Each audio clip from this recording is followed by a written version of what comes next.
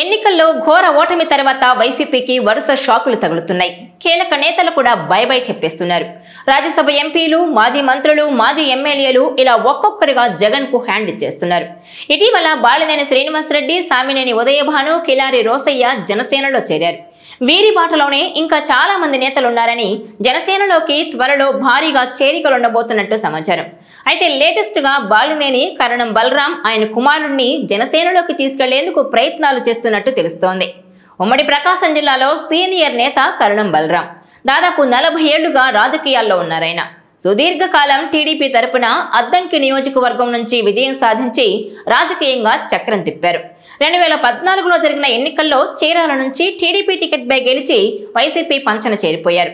అయితే అప్పట్లో కరణం బలరాంను వైసీపీలోకి తీసుకెళ్లింది మాజీ మంత్రి బాలినేని శ్రీనివాసరెడ్డి. ఇప్పుడు జనసేనలో చేరిన బాలినేని ఉమ్మడి ప్రకాశం రాజకీయాలపై ఫోకస్ పెట్టారు. సీనియర్ పొలిటికల్ లీడర్ గా ఉన్న కరణం బలరాం ఆయన కుమారుడు వెంకటేష్ ను జనసేనలోకి తీసుకెళ్లేందుకు చర్చలు జరుపుతున్నట్టు సమాచారం.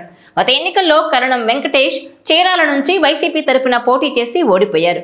దాంతో కొడుకును ఎమ్మెల్యేగా చూడాలన్న తండ్రి కరణం బలరాం కల కలగానే మిగిలిపోయింది. ఈ పరిస్థితుల్లోనే ఇక వైసీపీలో ఉంటే ఫ్యూచర్ ఉండదన్న కారణంతో కరణం కుటుంబం పక్క పార్టీ వైపు చూస్తోందన్న వాదన బలంగా వినిపిస్తోంది. అయితే ఏ పార్టీలో చేరాలనే అంశంపై ఆయన ఆలోచిస్తున్నారని, ఈ నేపథ్యంలో కరణం మళ్లీ పాత గూటికే వెళ్తారని గత కొద్ది రోజులుగా చర్చ జరుగుతోంది. మరోవైపు చీరాలలో ప్రస్తుతం కరణం కుటుంబానికి వైసీపీ పరాభవం తర్వాత సహకరించే నాయకులు పెద్దగా కనిపించడం లేదనే టాక్ నడుస్తోంది. వైసీపీలో ఉన్న నాయకులు కూడా ఆమంచి కృష్ణమోహన్ వైపు మొగ్గు చూపుతున్నారని అనుకుంటున్నారు.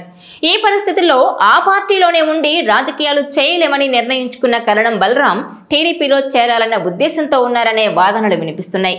అయితే కరణం బలరాం వస్తానన్నా కూడా తీసుకునేది లేదన్నట్టుగానే టీడీపీ వ్యవహారం ఉన్నట్టు రాజకీయ వర్గాల్లో చర్చ జరుగుతోంది. రాజకీయాల్లో శాశ్వత మిత్రులు, శాశ్వత శత్రువులు లేనట్టే కరణం బలరాంను టీడీపీలో చేర్చుకున్నా ఆశ్చర్యపడాల్సిన అవసరం లేదని మరికొందరు అంటున్నారు. ఈ పరిస్థితుల్లో బలరాం టీడీపీలో చేరేందుకు అడ్డంకులు ఎదురైతే జనసేనలోకి వెళ్లాలని కూడా యోచిస్తున్నట్టు తెలుస్తోంది. ఈ క్రమంలో ఇటీవల జనసేనలో చేరిన బాలినేనితో చర్చలు జరుపుతున్నారని సమాచారం.